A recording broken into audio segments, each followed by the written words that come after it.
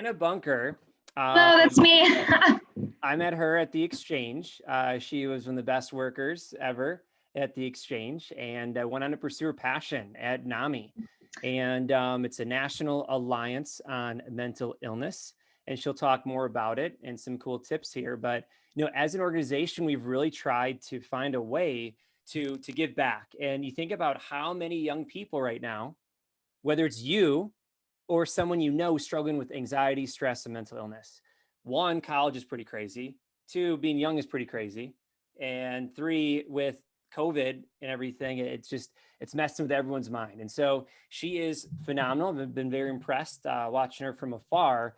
And she volunteered her time here to give us some tips. And also I'm going to talk about a fundraiser as well that we're going to do after she speaks. And it's going to be a way that those who want to be part of donating money, you totally can, towards a good cause. And I thought this was perfect. Thought it goes right along with what we're trying to do and how we're trying to help people, and young people especially, to overcome fear, to overcome anxiety, to be positive, to be their best selves.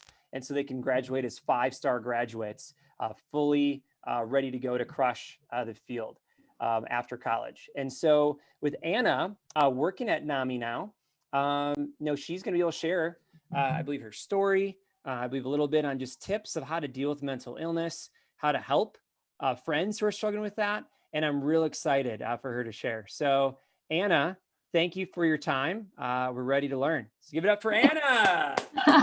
Oh gosh, it's okay. Okay, awesome. Well, like Jason said, my name is Anna, and I know him through his wife, Abby. So I will touch base with what Abby means to me when I start sharing my story. So I'm going to go ahead and start sharing my story and what I live with, and then go on into a few tips that you guys can help yourself with now, or you can help a friend or a loved one, and different things that have worked for me here in my journey as well. If you guys have any questions along the way, Jason, have you been utilizing the chat, or have they just been? Utilize the chat. Yep. Okay, awesome. So if you guys have any questions, just type it down in the chat. I can go ahead and answer it at the end, and then I'll also have time for questions at the end also. So, well, I live with bipolar disorder, so this is a newer diagnosis for me, and I will explain how I got to this diagnosis, which really wasn't the easiest thing. So when I was younger, I grew up in a home with a lot of ill treatment, and that is where a lot of my mental health has stemmed and how it has impacted me to who I am today. So I'm 24 years old. So I have had like a lifelong journey of figuring out how to adapt to my mental health, as it has changed depending on what season I'm going through with my life, or how my emotions have kind of like evolved as I grow older. So I would like to say I'm an expert like on myself, maybe not like others, but I can definitely give you the tips for what has helped me in this process. So like I said, I grew up in a home with a lot of ill treatment. I started seeing a counselor at a really young age because of this. And I started taking an anxiety medication at a really young age as I started counseling. And this was a great platform for me to kind of start to figure out how I really wanted to manage my mental health and what worked for me at the time. And this was probably about the age of 13 and 14. And mental health conditions, they are typically diagnosed around like that age in middle school. And then once you turn about like 20. And it happens that way because that is when your hormones start changing in your body. And when you have hormonal changes, then you have chemical changes, and that can cause imbalances in the brain. So that's typically the age that we tend to say those are when diagnoses start to come about, you would say, but it can easily happen before or afterwards. But it was, for me, it was diagnosed in middle school, where I had anxiety. And this diagnosis allowed me to get the right help that I needed at that age to start to live well. And things were okay. But then it came to be the summer between my freshman and sophomore year of high school, where I became involved in a really abusive relationship. And this abusive relationship took such a toll on my physical and my mental health, in addition to what I was already dealing with at home. And I had a really hard time talking about my mental health and the feelings that I was having, my different experiences as a teenager, because of stigma, which is a huge thing that stops individuals from talking about their mental health, their different emotions, speaking up, or receiving the help that they need. And that was something that I was definitely dealing with at that time. Also, did I not know the resources that I had within my community and my school district? And I definitely didn't feel comfortable talking to my parents at that time because of how my home environment was. So I really turned into an eggshell, and it ate it away at me. To the point where I developed an autoimmune disorder. And autoimmune disorders can either come about from genetics, it can be emotional stress, or it can be trauma as well, or environmental factors. And I had multiple of those. And I was diagnosed with the autoimmune disorder. I was finding different ways to manage it. And it took about 3 years for me to kind of get that underneath control. But during that time, while I was figuring out how to cope with my mental health and my physical health, I ended up having an emergency surgery. And this emergency surgery was because my body was basically shutting down from all of the stress and trauma that my body has gone through that I did not address. And this stems back to something that I'm going to mention later, but I'm just going to say it now. I'll mention it twice, but it is better to get help earlier rather than later, so you don't turn into someone that went through the same experiences that I went to, because your mental health can be housed in your body physically. So a lot of times you do feel physical pain if you aren't channeling your mental health or dealing with it in a positive way. Like they say, your mind and your gut work hand in hand, and that is 100% true. I say I am a walking version of that. But so I needed emergency surgery because my body started attacking itself. And after I had the surgery, we hoped that it would take out the portion of my intestines that was extremely inflamed and causing all these problems. And my body did not like that, and it decided to start shutting down more than it did before. And this put me back in the hospital, and I wasn't able to do anything on my own. I wasn't able to eat on my own, drink on my own, go to the bathroom on my own. I was so weak, I couldn't even lift my head off of my pillow in the hospital. And this is when I really started to think about my suicidal ideations. And this was an idea that I always had implanted into my head as someone with dealing with depression and anxiety and just wanting to get out of the situations that I was in my life. But it now came to the point where I was like, okay, I can't do anything physically, and my mental health is so poor. There really is no purpose for me to be here any longer. And I thought, once I get out of the hospital, I'm going to act on it, and I'm going to do something where I'm no longer here.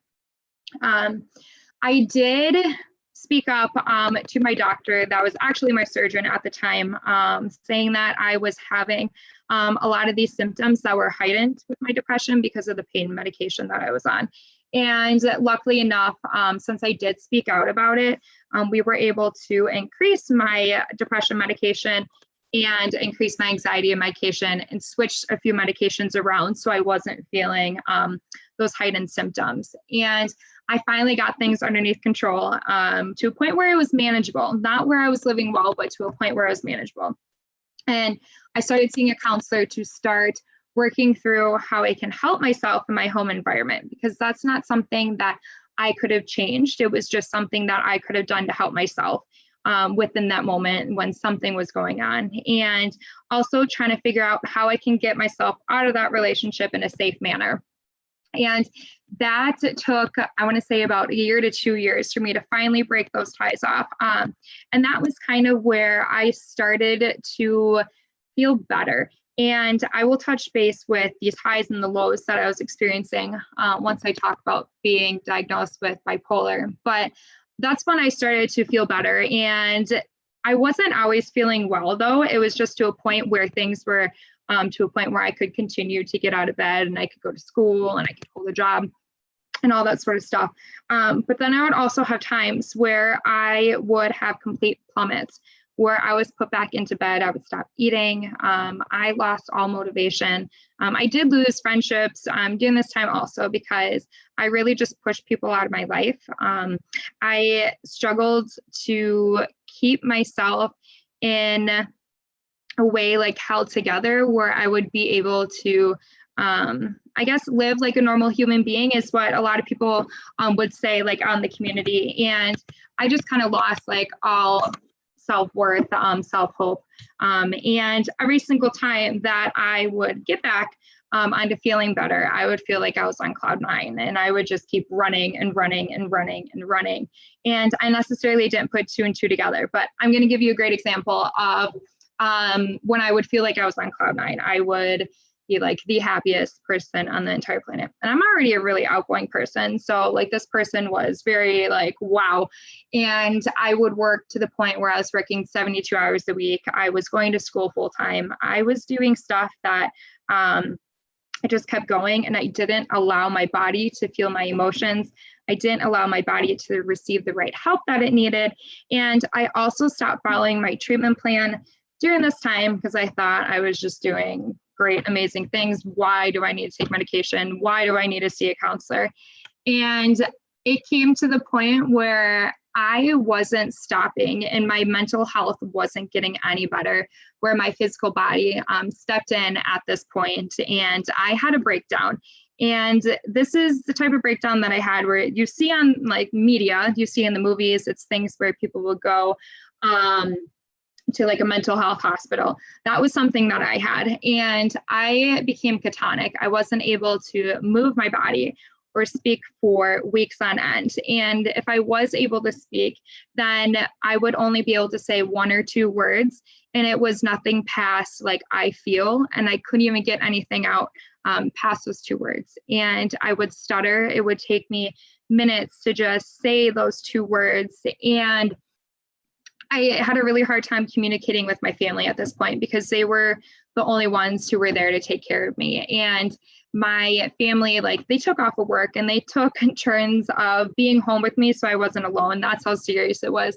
I needed like 24/7 care at this point, but we did think it was best for me to stay at home rather than going someplace else. And this put me on medical leave for 5 months.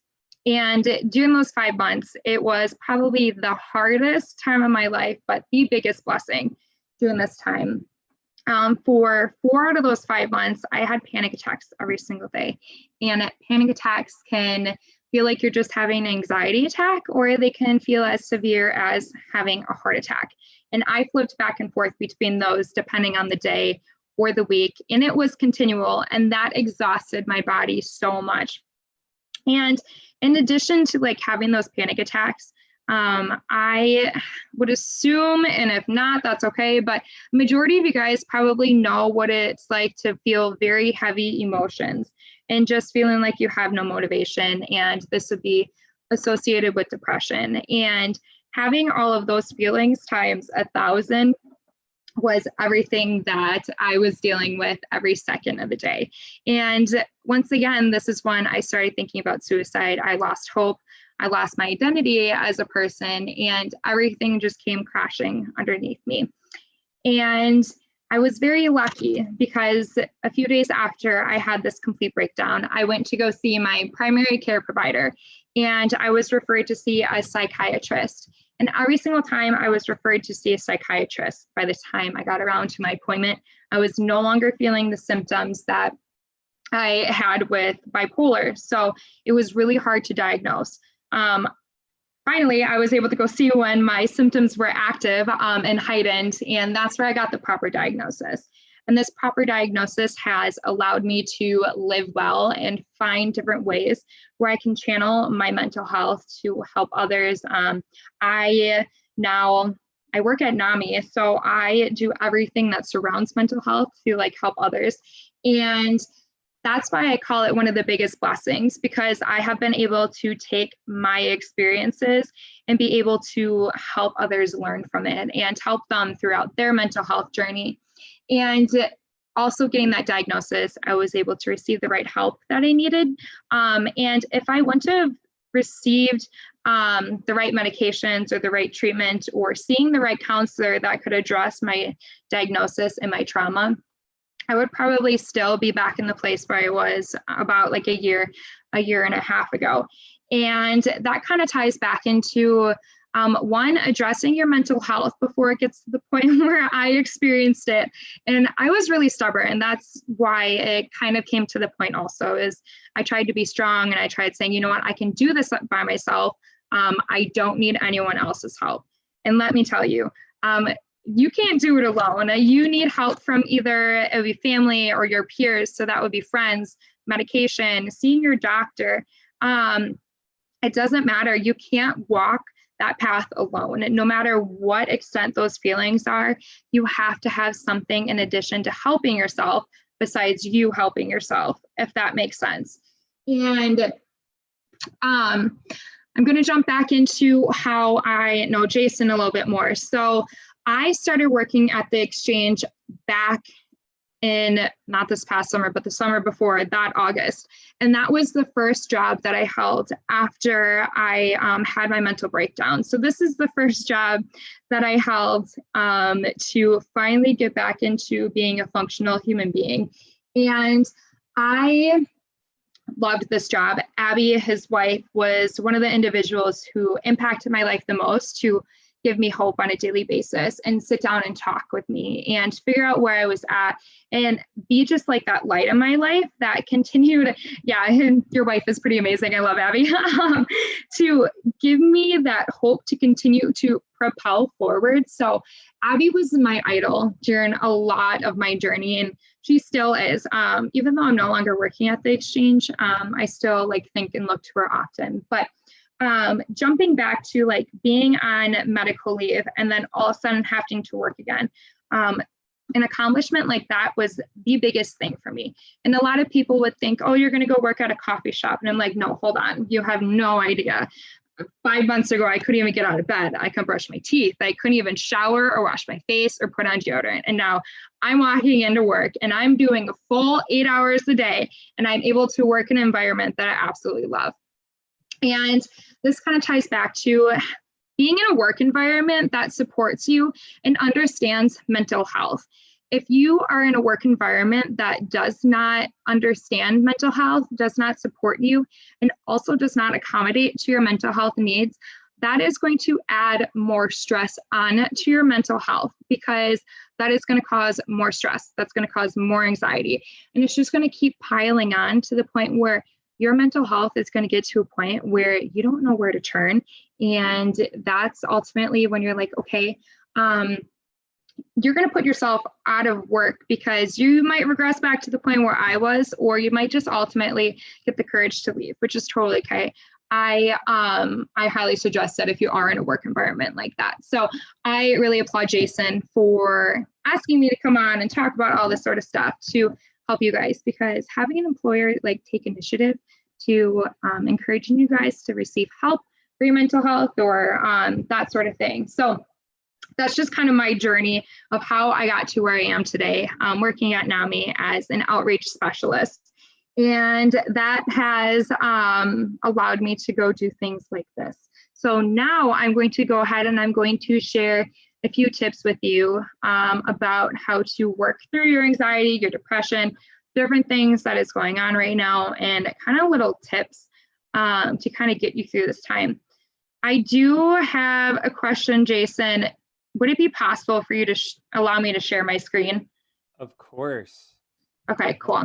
You're leading the show. You can do whatever you want here. I can, so I can share my screen? Let's see, make co-host. Try that. Oh, awesome. I got it. Boom. Perfect. Okay. Do you guys see all the funky things on my screen, or do you just see the slideshow? Just the slideshow. Okay, fantastic. I got things left and right. Okay, Yeah. awesome. So I'm going to go over a few of the things that NAMI has specifically focused on since the pandemic hit. And we have noticed during this time that although everything is being held virtually, we have seen more success and more positive outcomes during this time than we have before the pandemic, which is sad in a way, but also it's great that we're being able to like adapt to the change and still help people out in the community. So since the pandemic has hit, we have had over 600 participants just participate in our adult support groups, and we offer different support groups. And that number is continuing to count because that was taken a few weeks ago. And we do hold multiple adult support groups a week. So I can't even imagine what that number would be at right now. And NAMI does also have a warm line. So this warm line wouldn't be considered a crisis line or a hotline. This is basically a phone call that you can make to someone who works in our office that is a certified peer specialist. And that means that they live with a mental health condition. So they have gone through additional training to talk to peers and help them with their own experiences. So basically, this is just a warm line that you can call and you can talk to a peer, and they can kind of guide you through things that have helped them in similar experiences. And just kind of know that you're not alone, because that is a huge component when you want like peer support. Knowing that you aren't alone is one of the biggest things.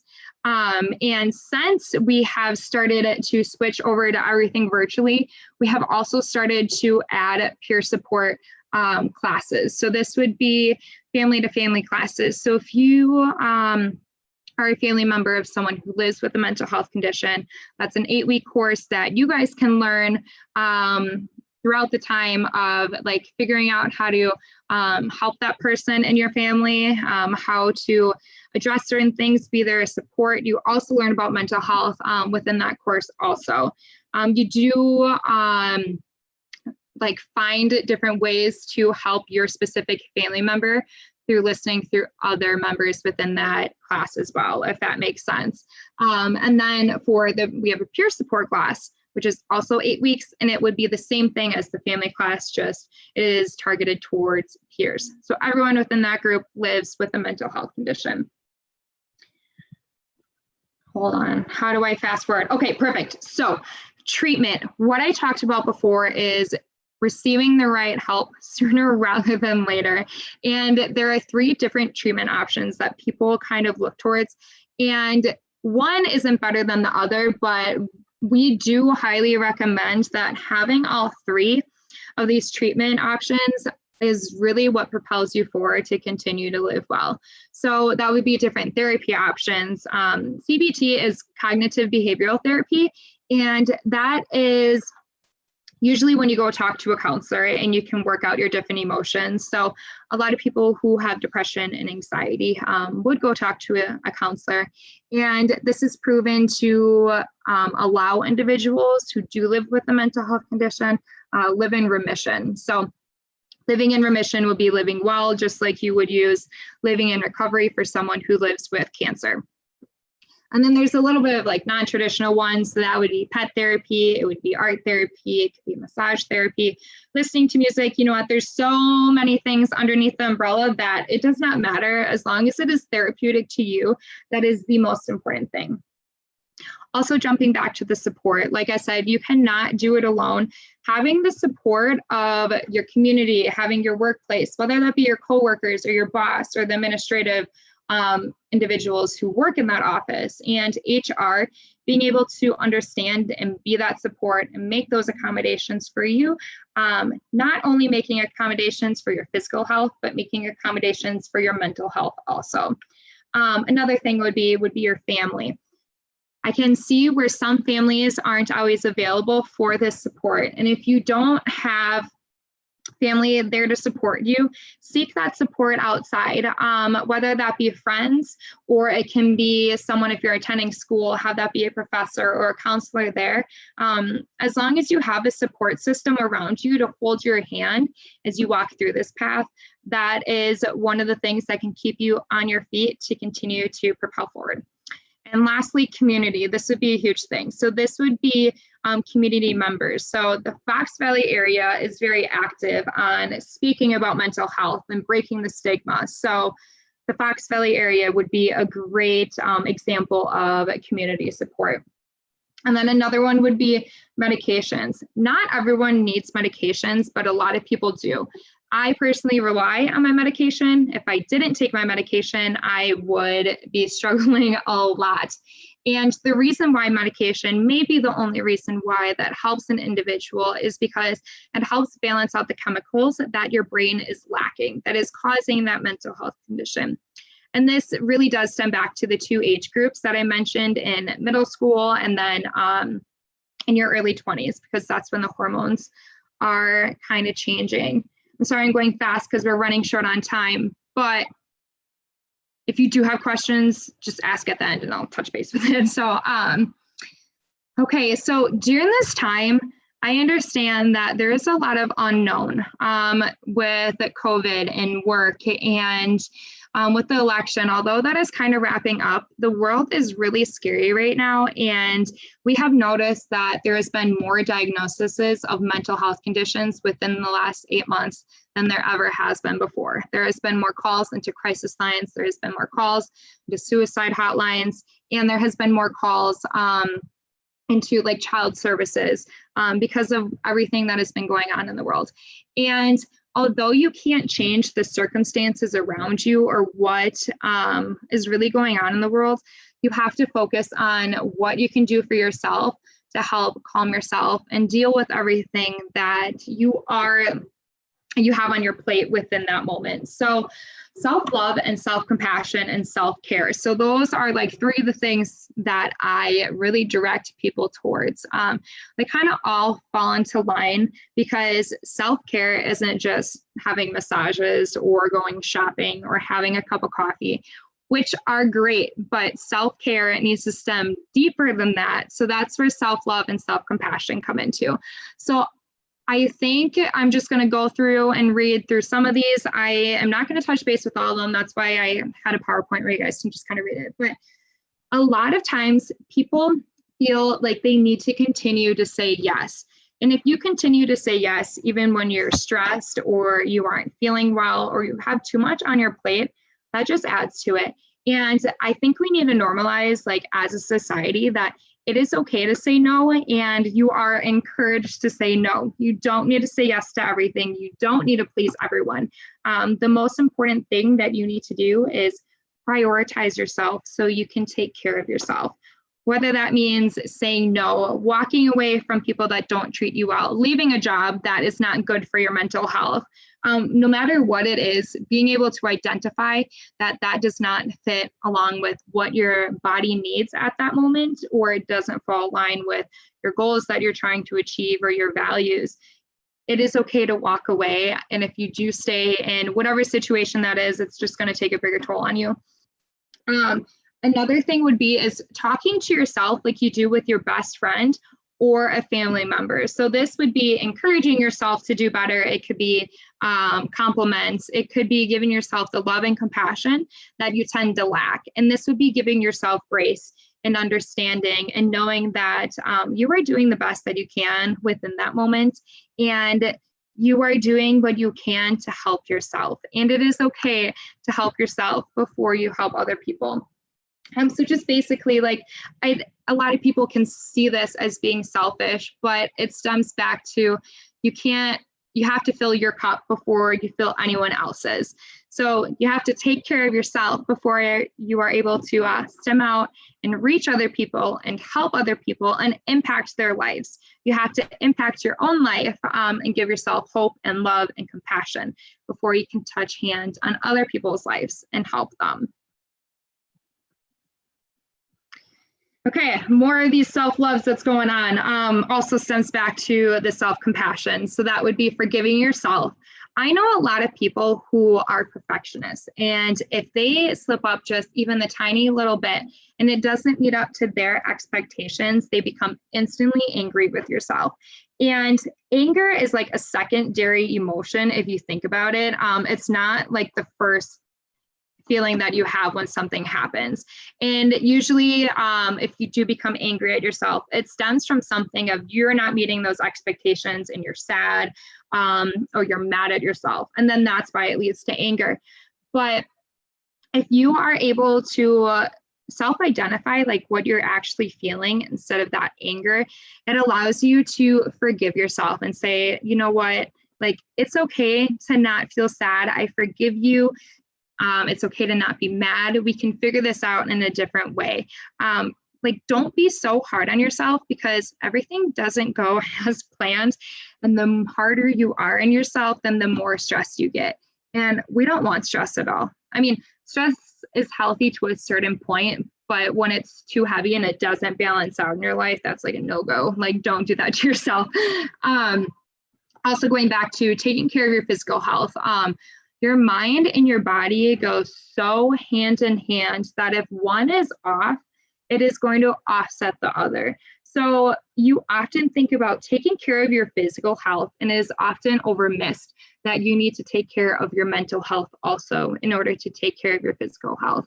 And like, you exercise and you eat healthy, and that takes care of your physical health, but that also takes care of your mental health, because it releases the happy chemical, is what they like to say. And if you take care of your mental health, giving it enough rest, giving yourself the love and compassion and understanding that you need, then it allows your body to keep on going and it won't get exhausted.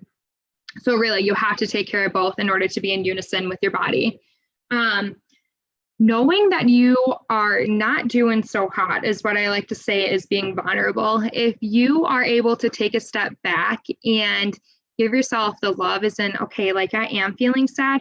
What can I do for myself within this moment to help myself feel better?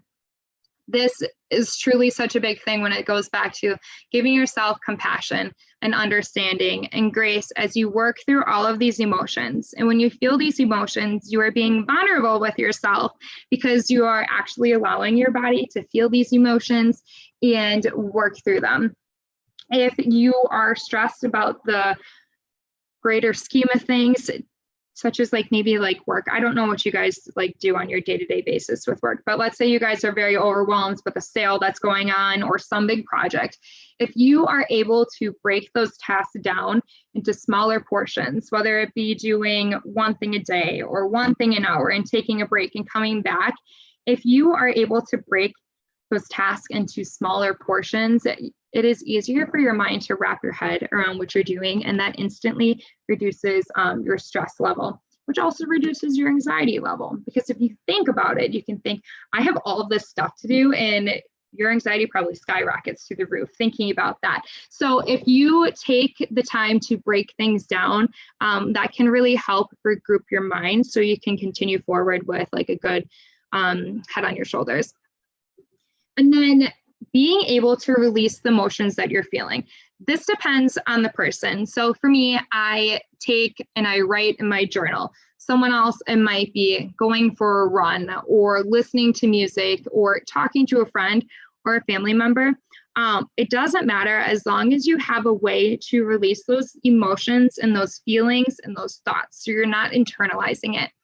And I know this can be hard for a lot of people to open up and actually release those emotions. And if you continue to bottle those feelings inside, you're really going to start noticing it on your physical health also. You're just bottling it up and it's kind of crumbling inside of you. So being able to channel these emotions in a good, healthy way is extremely important. Okay, so mental health check-in. You guys have probably been told this multiple times, no matter where it is, whether it be in school or something else. But checking in with your mental health, it allows you to take an opportunity to say, okay, what am I feeling today? Why am I feeling this way? Where on the scale am I feeling? And if you're able to pinpoint the different numbers or the different feelings that you are feeling, it can give you a direction on, okay, what can I do now to help myself no longer feel this or get better or feel like I am okay?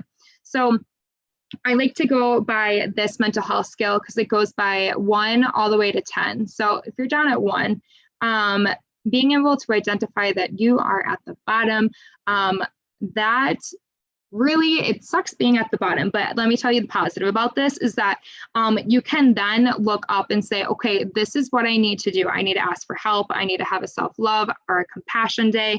I need to start doing something to prioritize myself. So a lot of times people think it's bad to like feel like a 1, 2, 3, or 4. Yes, it absolutely is. But take that as an opportunity to think, what can I do for myself to no longer feel this way? And I want you to come up with an action plan of what can I do specifically for myself within that moment, whether that be a toolbox of coping strategies or seeing a counselor or going to your doctor and asking for help. It's basically like a preparation plan of what you can do for your mental health to get all the way up into like 8, 9, or 10. So that's one of the biggest things, is just checking in with yourself, which means being vulnerable. It can be difficult and awkward to do, but truly, if you're able to identify where you were at that day within your emotions, then it can propel you in a direction to do better. Okay, so depression and anxiety, those are two of the biggest things right now, and is two of the most common mental health disorders that are diagnosed at any age. Children, adolescents, adults, elderly, it is the two biggest or most popular diagnoses. So oftentimes we just think there is no reason for you to be sad. Snap out of it, think of the positives. And people often get frustrated with individuals who are dealing with depression or who are sad. And this also does have to do with stigma and lack of understanding, because there's lack of education on what mental health actually is. And the lack of education stems from stigma also. So stigma just holds this huge umbrella that is not good. It is really not good. So that's what I do. I try and break that. But a few things that you should not say is, you don't look depressed. Clearly, you are not going to see it because it is something that's going on my brain. It's not something that I have a broken arm or I have a broken leg. Those are things that you guys can see. You can't always see a physical illness.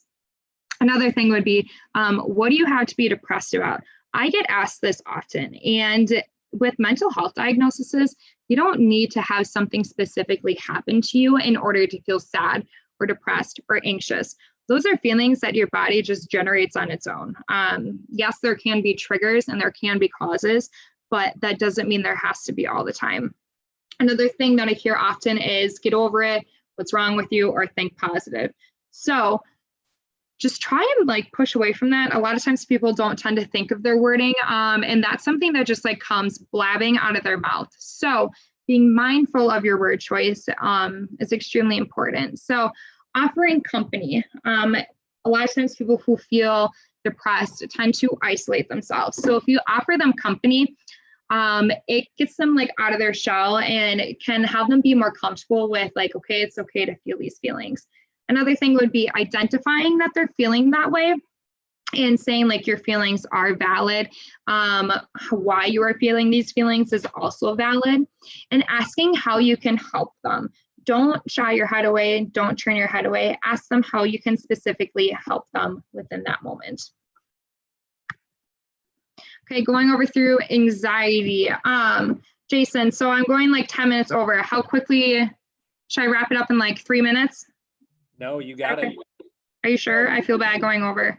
No, if you look at the chat, you know, I feel, so Anna, this is so huge. This is more important than anything I have to cover, because, okay, you know, every one of our team members is either could really benefit from this personally, or they know a friend or family member really could do it. So this is more important than any promotion we have to cover.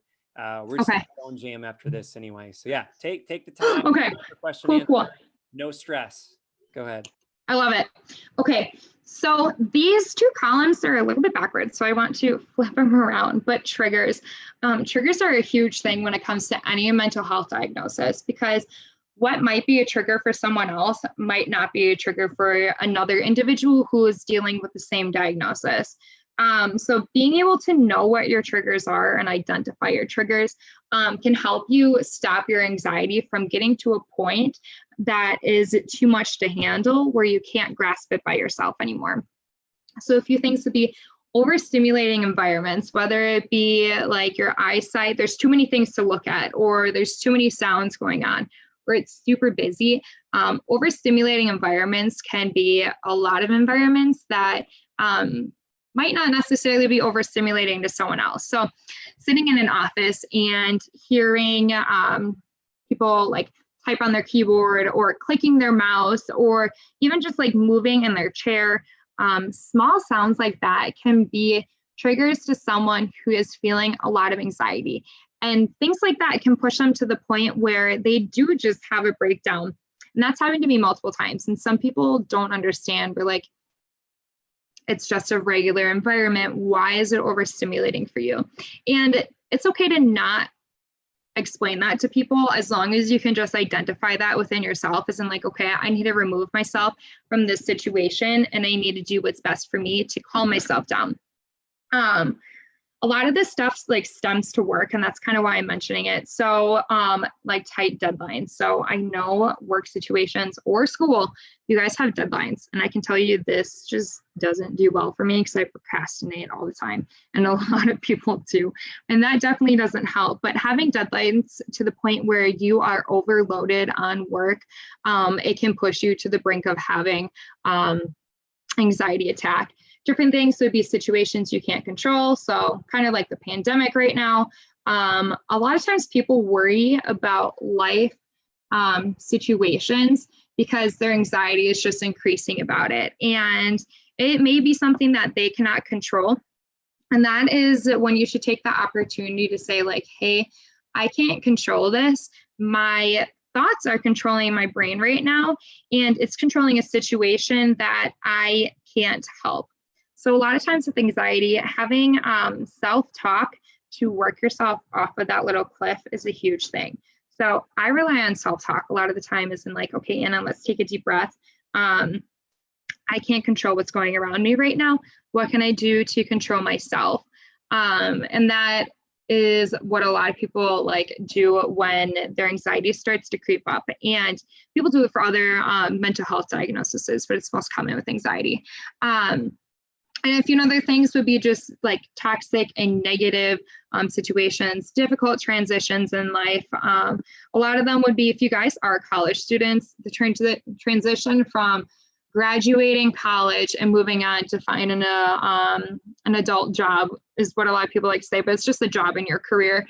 That can be a really stressful and big change because a lot of negative feelings can stem from that if they don't start to find a job. It is a big change that scares a lot of people because a lot of it is unknown.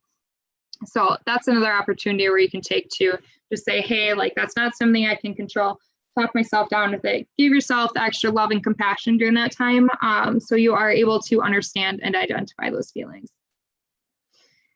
So a few of the self-prioritizing, we kind of like touched base with these already. One that I should really touch base on though is being in a safe place. If you guys are in an overstimulating environment or an environment where you don't feel comfortable to sit down and take a step back and identify those feelings, you're just gonna keep going forward and not have the opportunity to like stop yourself within that moment from feeling those feelings. So whether that safe place be like leaving your environment and gonna go sit in your car or sitting in the bathroom or going to a park or going home, you know what, it doesn't matter. People's safe places vary depending on who they are. So as long as you are in a safe place, it gives you a chance to kind of release all of the emotions and feel them. And it's important to feel them because if you don't feel them, you keep running from them. And I learned that the hard way. So really guys, take from my story and deal with them while you can. And then the other things, yeah, we already mentioned. So saying no, releasing different things, and so on.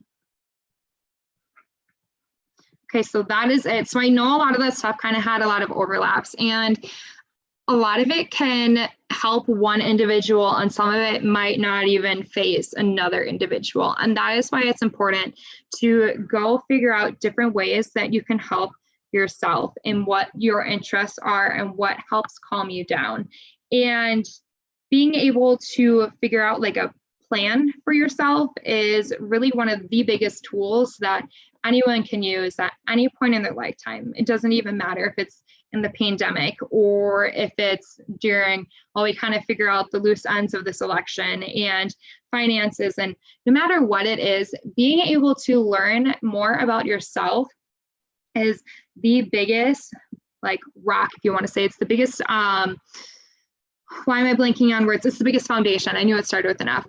Biggest foundation to build yourself off of. And if you don't have a strong, sturdy foundation and you don't know yourself to the level of where you'll be able to take yourself back, that is a huge barrier to help like stop yourself from like living well and being able to manage your mental health past like the point of therapy or medication and all that sort of stuff that they typically push on you guys to deal with your mental health.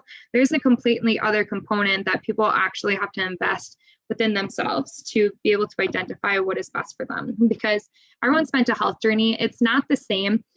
It's not linear. It's not one size fits all. So if you take that time to reflect on what helps you the most when you are feeling these feelings, is basically like the biggest catalyst to continue to move forward and find that hope and know that you have this self-worth and everything like that. So I guess just key components to take away from this is being able to identify those feelings, being able to identify what helps you not feel those feelings anymore, basically in simple terms, and learning more about yourself, like during these times, to give yourself like the love and compassion and understanding. And sometimes it is okay to be selfish. Like I say, fill your cup before you fill other people's, because if you don't even touch base with yourself and take care of yourself, then you're really just regressing. And before you know it, you're going to be in the situation I was once in. So I really recommend to not do that. I understand I went really fast on a lot of this stuff because I tried getting it done in 30 minutes, but it's not. If you, I don't know if I can get to my, oh wait, I can see the chat now. There you go. Yeah. So thank you so much, Anna. Let's give it up for Anna. Thank you. All right, we have some questions here. One, Langston, and then you guys can raise your hand or ask her questions while we have her here. Langston asked, is the hotline open up? I know you don't call it the hotline, but is that open 24/7? Oh, the warm line?